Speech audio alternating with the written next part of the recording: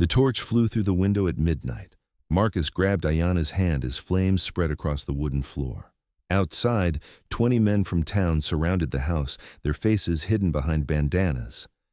"Come out alone, Reed!" someone shouted. "Leave the savage inside!" Marcus looked at his wife, the woman he'd vowed to protect, and made a choice that would change everything.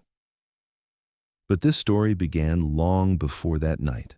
6 months earlier, Marcus Reed's life was completely different.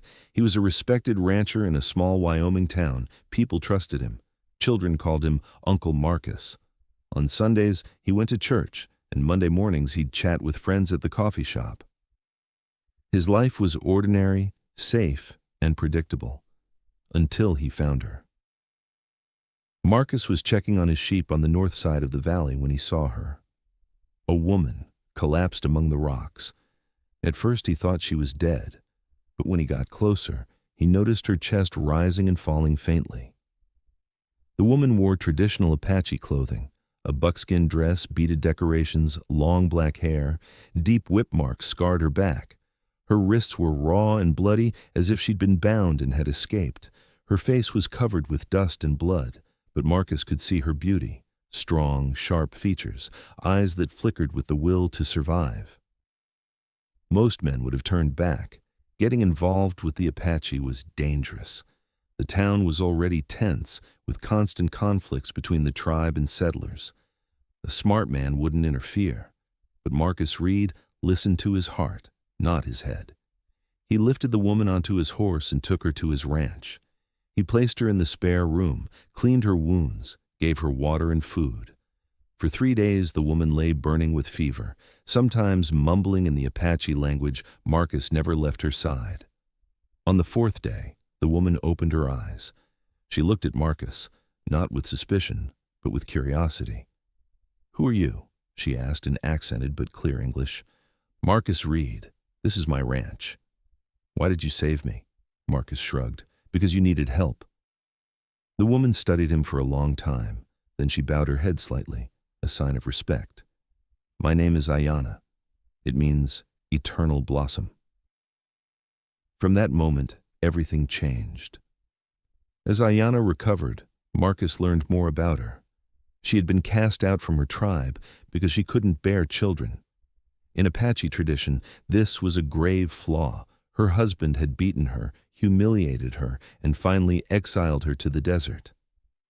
Aiyana had escaped, walked for days, and finally collapsed on Marcus's land. "I can't go back," she'd said quietly. "To them, I'm already dead." Marcus told her she could stay, not just until she healed, as long as she wanted. Weeks passed. Aiyana began working on the ranch. She was far stronger than Marcus, carrying heavy axe handles with one hand, able to work for hours without rest. She was also surprisingly gentle. She healed injured animals, grew plants in the garden, and cooked meals Marcus had never tasted before. In the evenings, they'd sit on the porch, watching the setting sun. They spoke little, but they didn't need words. They both knew what loneliness meant. They'd both tasted the pain of rejection.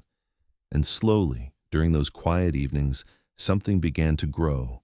Respect, trust, and finally, love. Marcus proposed to her 6 months later. It was a simple ceremonial moment. As the sun set, Marcus knelt down. "Aiyana," he said, his voice hoarse. "I'm not a perfect man. I'm not rich. But I promise you this. I will always protect you. I will never abandon you. Will you marry me?" Tears glistened in Aiyana's eyes. She reached out and touched Marcus's face. "Yes," she said. "Yes, I will marry you." But marrying was easier said than done. Marcus first went to the preacher. The man sat in his office, the holy book open before him. When Marcus explained the situation, the preacher's face turned to stone. "You want to marry an Apache woman?" "Yes, Father." "Marcus, this is madness. The church will never approve this." "Isn't love just love in God's eyes?" The preacher slammed the desk. "Don't confuse things, Marcus. They're not like us. This isn't a marriage. It's a betrayal." Marcus stood up. "Then we'll do it another way." The town had a magistrate. An old, stern man, but fair. Marcus went to him. The magistrate listened, then shook his head. I can do it. According to the law, there's no obstacle. But Marcus, have you thought about the consequences? I have. People will turn their backs on you. I know. The magistrate studied him for a long time. Then he sighed. All right. But let's do this quietly. In my office, just the three of us. So they were married? It wasn't ceremonial. It wasn't romantic. But it was real. When the magistrate declared them husband and wife, Marcus looked into Aiyana's hand and felt complete for the first time in his life. But their happiness was short-lived. News spread through town like lightning. Marcus Reed had married an Apache woman. People were shocked, then angry, then hostile. He got the first sign at the general store. When Marcus went to buy supplies, the shop owner wouldn't even look at him. Sorry, Marcus, I can't sell to you. What? Why? You know why. You married that woman. My wife's name is Aiyana. Makes no difference to me. You're not welcome here anymore. Marcus looked around. The other people in the store averted their eyes. The silence was heavy, judgmental. Fine, Marcus said quietly. I'll buy elsewhere. But there was no elsewhere. The blacksmith refused to serve him. The post office stopped taking his mail. Even the banker, the man Marcus had worked with for years, tried to freeze his account. Worst of all were his friends. Thomas, a man Marcus had known since childhood, ran into him on the main street. Marcus smiled and waved. Thomas looked away and crossed to the other side. Thomas, Marcus called after him. Wait. Thomas stopped but didn't turn around. We have nothing to talk about, Marcus. Are you serious? We've been friends for 20 years. That friendship ended the moment you married that woman. Thomas finally turned, his face flushed with anger. Did you think about your family, your name, what we mean to you? I fell in love, Thomas. No. You were weak. Thomas spat. And now you're putting all of us in danger. The Apache might see this as a sign. They might think more of them can come here. Aiyana was cast out. She's not part of them anymore. Makes no difference to me. Thomas turned and left. Marcus's heart was shattered. But when he returned to Aiyana, when he saw her strong, calm presence, he knew it was all worth it.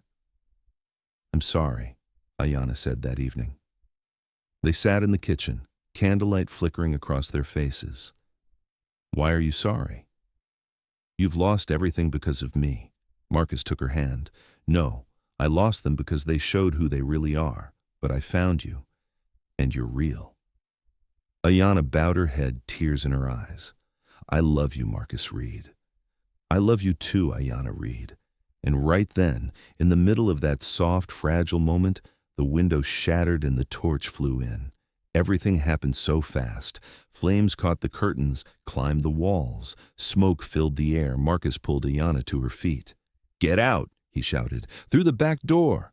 But when they got outside, they saw the men, 20 of them, maybe more. Some Marcus recognized. Neighbors, former customers, people he'd once called friends, all carried torches and guns. Come out alone, Reed! He recognized the voice. It was Thomas. Leave the savage inside. Marcus grabbed his rifle. He stepped in front of Aiyana. Never. Don't be a fool, Marcus. She's just an Indian.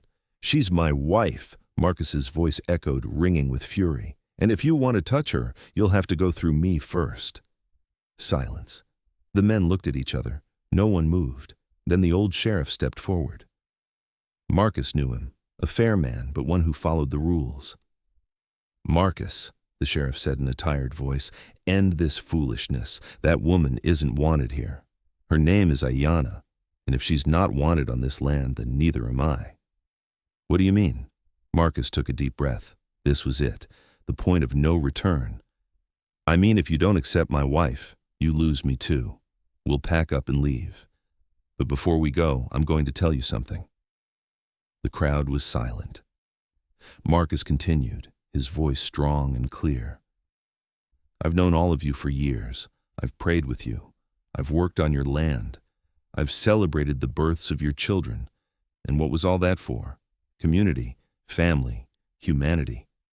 But now because I love a woman who looks different from you, am I your enemy? Is this your community? Is this your faith? No one answered. Aiyana hasn't hurt anyone. She just wants to live. She wants to be loved, just like you, just like me. Thomas stepped forward. Emotional words, Marcus, but they don't change the truth. She's a savage. No, Marcus said quietly. The only savages are those who came here tonight with torches. The words hung in the air, accusatory and sharp. The sheriff stepped forward. Enough. Everyone go home. This is over. But Sheriff, I said it's over, the old man shouted. Marcus is on his own land with his own wife. He's committed no crime under the law. Now disperse, or you'll be the ones arrested. Slowly, reluctantly, the men backed away. Thomas was the last to leave, leaving behind a look full of hatred. The sheriff turned to Marcus. That wasn't smart. I know. I can't protect you. You understand.